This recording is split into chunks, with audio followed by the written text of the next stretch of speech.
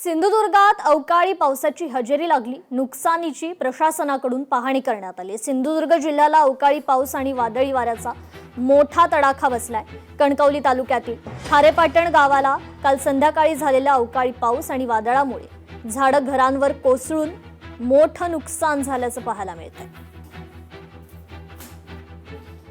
खूप म्हणजे एकच नाही तर असे छोटे मोठे खूप नुकसान म्हणजे एक गोरगरीब लोकांचे खूप नुकसान झालेलं आहे आणि त्यामुळे या पाहणीमध्ये खूप असं गंभीर स्वरूप या ठिकाणी दिसतंय। त्यामुळे प्रशासनाच्या वतीने आणि आम्ही सर्व मिळून त्याच्यावरती तोडगा काढण्याचा, त्यांना मदत मिळवून देण्याचा निश्चितपणे प्रयत्न करू। पालकमंत्री साहेबांच्या सूचनेनुसार आम्ही या ठिकाणी आलेलो आहोत आणि ते खूप संवेदनशील आहेत या बाबतीमध्ये। ते जरी स्वतः इथे नसले तरी त्यांचे प्रतिनिधी म्हणून आम्ही इथे आहोत, त्यामुळे त्यांच्यापर्यंत हे सगळं नेण्याचं निश्चितपणे आम्ही नेणार आहोत आणि जास्तीत जास्त कशा पद्धतीने इथे आपल्याला मदत देता येईल त्या दृष्टीने प्रयत्न करणार आहोत। तर अंजली दमानियांना उत्तर देण्याची गरज नाही असं दरेकर म्हणाले। खरात प्रकरणी दमानियांनी केलेल्या आरोपांवर दरेकरांनी प्रतिक्रिया दिलेली आहे। जे दोषी असतील त्यांच्यावर कारवाई होणारच असंही दरेकर म्हणाले। तर अंजली दमानियांना उत्तर देण्याची गरज नाही अशी प्रतिक्रिया यावेळी दरेकरांनी दिलेली आहे।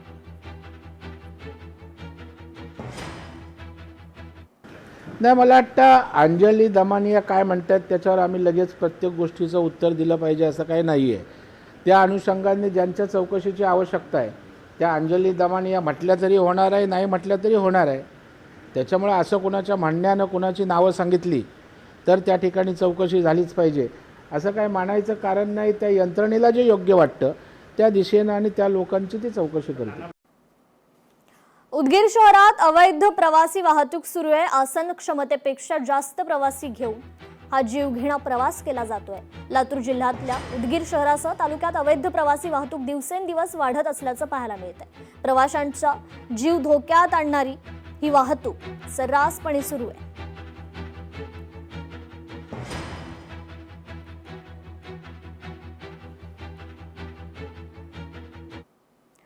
आठवडाभरापूर्वी मुलाची हत्या झाली, त्यामुळं आईनं आर्त हाक दिली आहे। माझ्या मुलाला न्याय द्या, मातृदिनी आईनं ही भावनिक साद घातलेली आहे। तुळजापुरातील गुन्हेगारी थांबवा अशी साद रसाळ कुटुंबियांनी मुख्यमंत्री फडणवीसांना घातली आहे। रोजकर यांनी माझ्या मुलाला फोन केला नसता तर माझा मुलगा गेला नसता, आमच्या सोबत राहिला। त्यांनी फोन केल्यामुळे माझा मुलगा गेला। मारे तरी त्याला मारायला त्याला त्याच्या मित्राला त्यानं धरून ठेवलं मारा म्हणून।